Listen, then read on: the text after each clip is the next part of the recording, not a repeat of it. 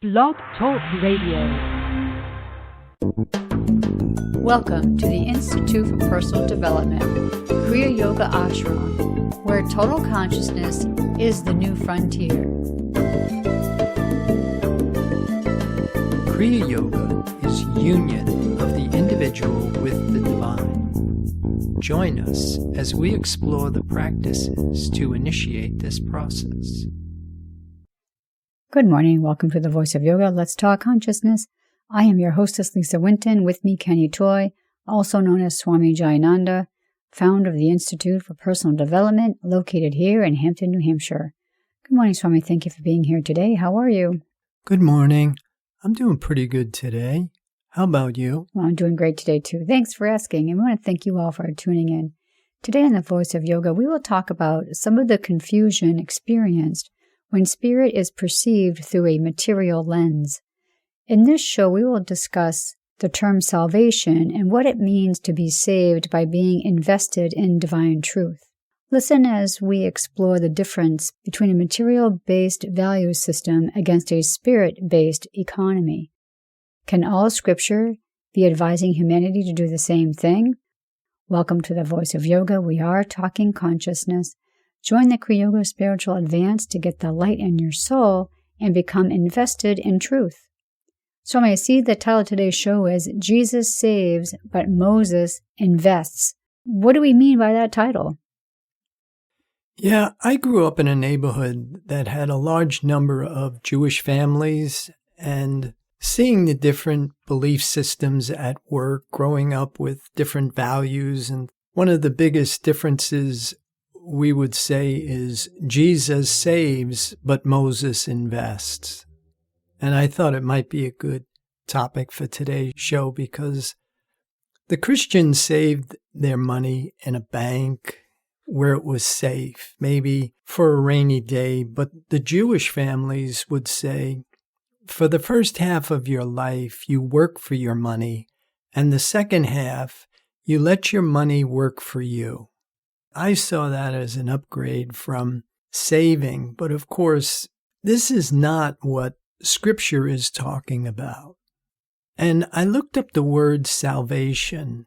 What is the true meaning of salvation? And I thought it was very interesting because the definition that I got the first one that showed up, the definition of salvation is deliverance from the power and effects of sin. Another definition, the agent or means that affects salvation.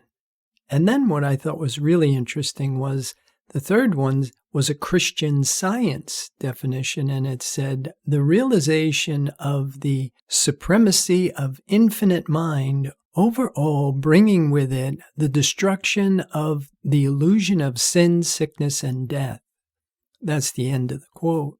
And I think it's helpful to understand that in Christian Science, the illusion of sin isn't simply bad conduct, but it's actually the testimony of the corporeal senses, and the belief that they are real is the sin.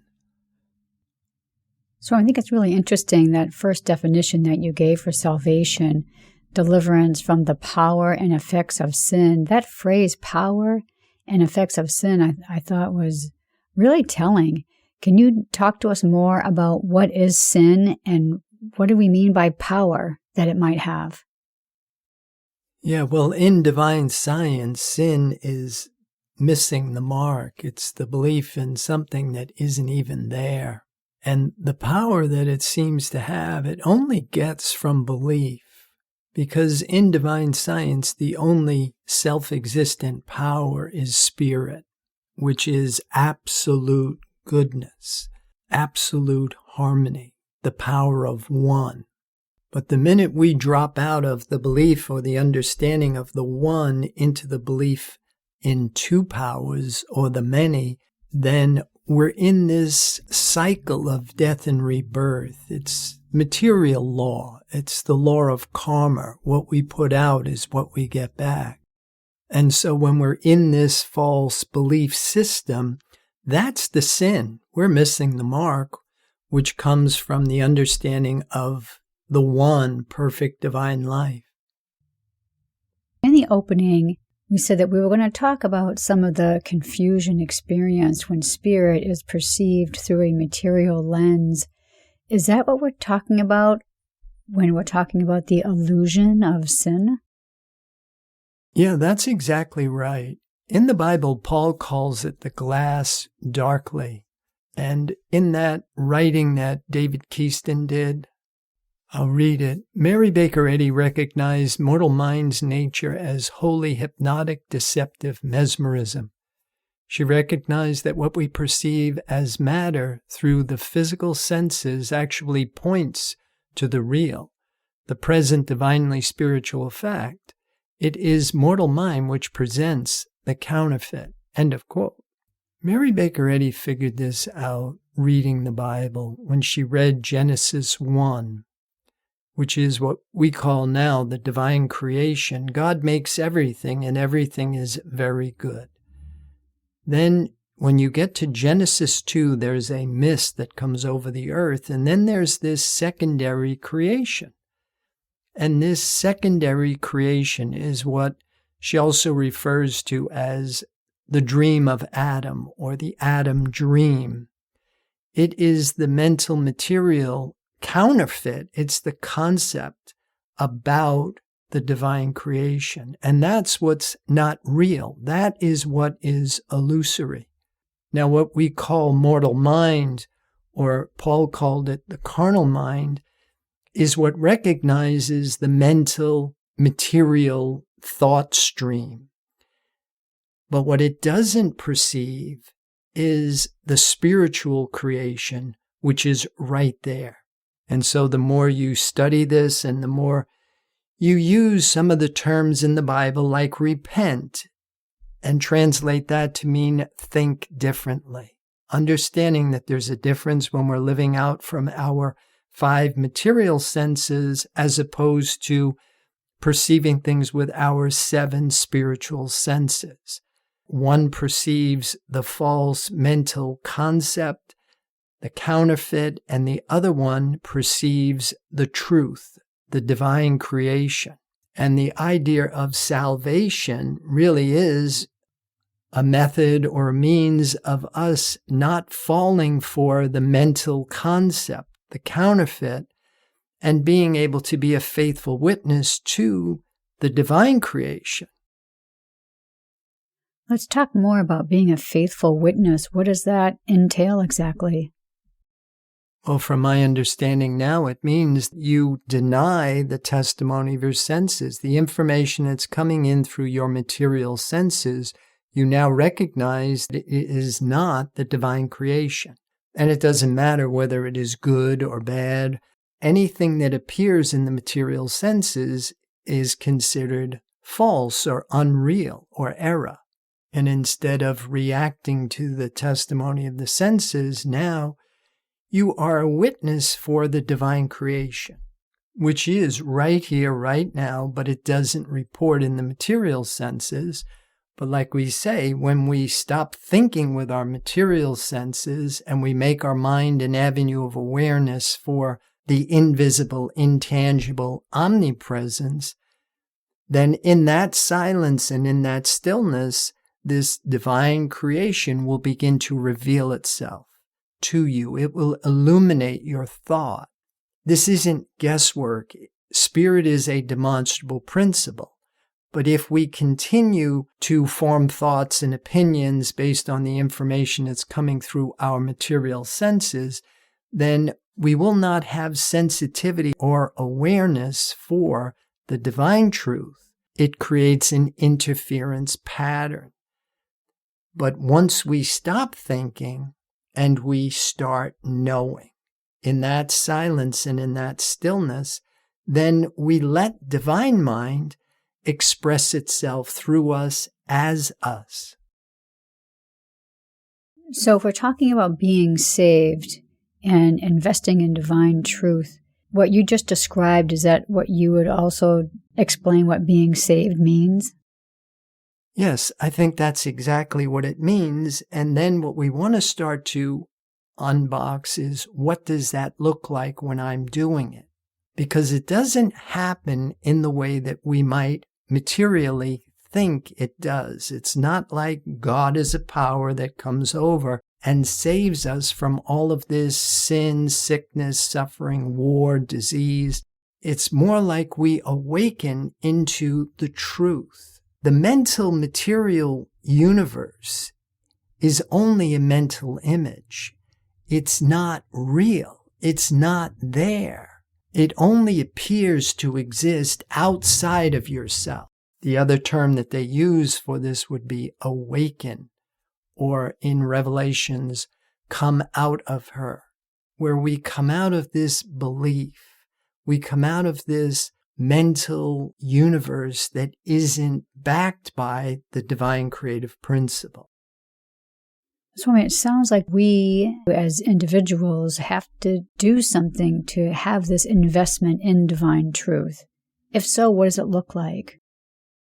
Yeah, we have to accept spiritual identity. We have to come out of the belief we're a finite mortal being. We have to know ourselves in the way that we are known by the Creator. The Creator is spirit. The Creator has created a spiritual universe. And what we're calling life is a mental concept about that. That's the sin. That is the error.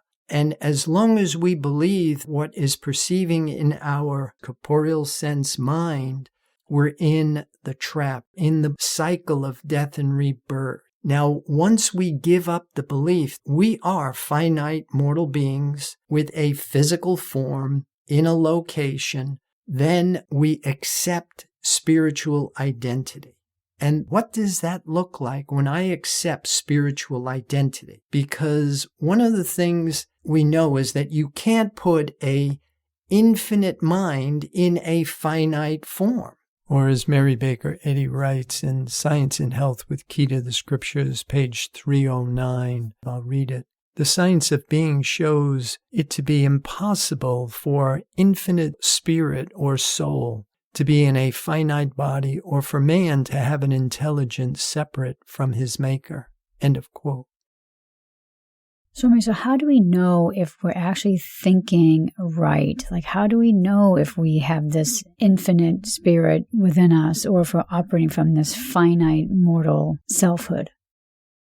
Yeah, like we say, the Bible tells us from the fruits. How we think is what we become. And if we're thinking with a finite mortal mind, then we're experiencing lack, limitation, imperfection in our experience. But if we are thinking with the soul, or we're thinking with our spiritual senses, or as Paul called it, the mind of Christ, then it perceives only the divine creation, which is perfect, whole, harmonious. So we look for the fruits of the Spirit in our experience. Like we say, our material senses is the check engine light on the dashboard of consciousness. It lets us know what we are conscious of. Am I sowing to the flesh, to the mental, material concept, or am I sowing to the Spirit, the truth of being? That's why I think the message of the Christ is heal the sick, reform sinner, raise the dead, because the lower world of sense and the upper world of spirit become one when divine truth is your only consciousness. So we have to elevate to that level before we can make any of those changes. Yeah, and we work on it. That's why in Kriya Yoga we have a practice called meditation, which is the 7th stage of an 8-stage system. And remember, pratyahara is the 5th stage. Pratyahara means sense withdrawal. We must rise above material sense. And the only way that we can really start to do that is by stop believing what is appearing in our material senses and holding a certain degree of fidelity to what is invisible and intangible to material sense until we activate our spiritual senses. We're going to pause right here to hear a word from our sponsor. So listeners, we'll be back with you in just a few moments. Kriya Yoga Theory 1. Human Development and the 8 Essential Stages of Kriya Yoga. This program is a comprehensive course that will help you get your arms around the science of Kriya Yoga. It provides a clear understanding of the goals and objectives behind yoga, along with the physics of spirituality. It includes the practices, supportive concepts of Kriya Yoga, and the process in human development, apotheosis, the process of the human becoming divine. A complete guide on how to become a human in the adult state. Get the light in your soul and experience the simplicity and joy of union with the divine. This course is available in live classes at the ashram or online with 8 videos or 4 CDs. Visit our website, www.ipdtransform.com, for more information.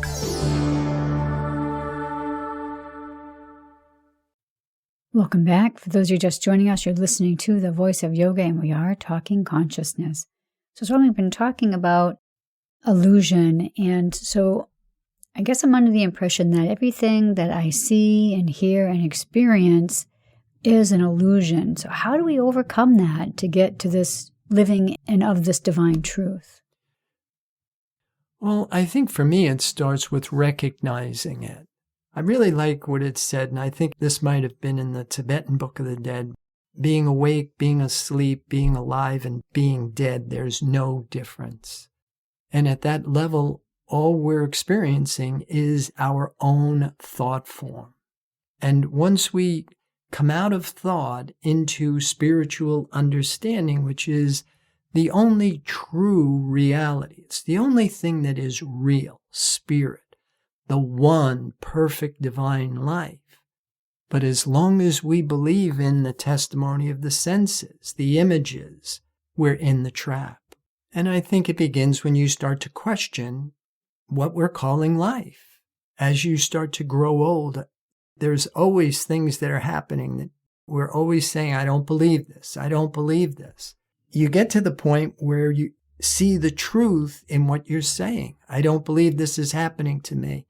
And then you rise into the truth, the changeless state of being.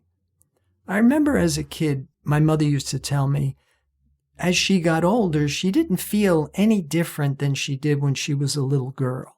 And now in retrospect, I really think that that is what we really want to start to latch onto, this changeless state of being, this pure consciousness, this awareness that is not being influenced by the world thought, by the images and the pictures, the sounds, the smells, the touches, the tastes of sense level awareness. Beyond that is the truth.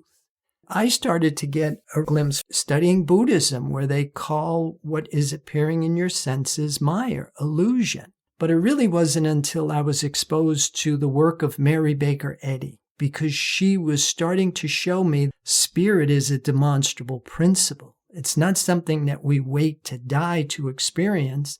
It's right here and it's right now, but we must be conscious of it. But you also have to be in a position where you're willing to challenge what you're calling life. I'll read this one thing from Science and Health, which piqued my interest for at least challenging what I was calling life.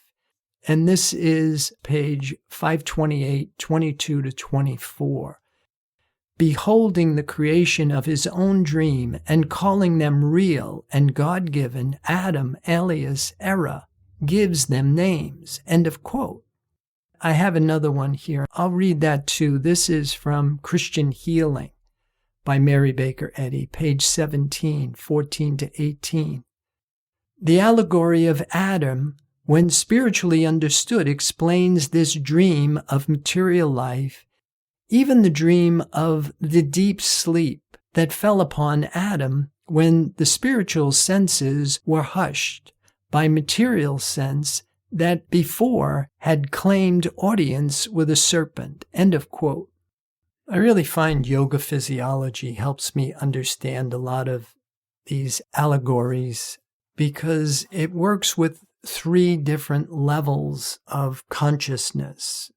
And even say, for example, where Mary Baker Eddy here is talking about deep sleep. On an experiential level, we experience 3 different dimensions of reality. every day. We have the waking state when consciousness is in the physical realm. And the waking state is dualistic. We have recollection in our senses of this experience. Then when we fall asleep, the dream state is when consciousness leaves the physical body, moves into the astral mental body. Again, we have recollection from our experience with that dimension because it's dualistic. Everything is in half. It's a divided consciousness. But the deep sleep is when consciousness leaves the astral mental body, moves into the causal spiritual body. This is the experience when consciousness returns to the unified state. There is no recollection of this experience in our senses because there's no contrast. There's no point of departure. It's whole. It's complete. It's one. Now, we're all connected to this spiritual dimension of reality, but we're not all equally conscious or sensitive to it. And so as we educate our thought up to this, the formula that we work with is how we think is what we become. The physical world is always a mental image, but the more divinely mental, the more harmonious and indestructible it will appear. So as we begin to come out of thinking with our material senses and we activate our spiritual senses, that's when we're thinking differently. And spirit only knows divine truth. And so divine truth in consciousness has a profound effect on that mental image that we're calling reality. Swami, so going back to the deep sleep that fell upon Adam when the spiritual senses were hushed by material sense, what exactly is Mary Baker Eddy telling us here? The opposite of what Paul tells us, where he tells us to take no thought. If you realize our spiritual senses are hushed by our material senses, when you reverse engineer that by quieting the material senses, that is when you create the opportunity for the activation, the awakening of the spiritual senses. So, Swami, I believe that we probably all want to be saved from this dream, this illusion. So in order for that to happen, it sounds like we have to take the responsibility ourselves before we can help anybody else do the same thing. Yeah, I think you're 100% right. In fact, I really like the story in Matthew 7, verses 3-5, and I'll read them.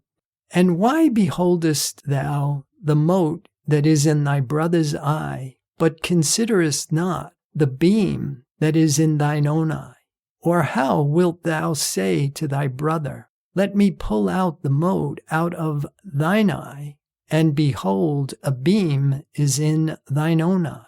Thou hypocrite, first cast out the beam out of thine own eye, and then shalt thou see clearly to cast out the mote out of thy brother's eye. End of quote.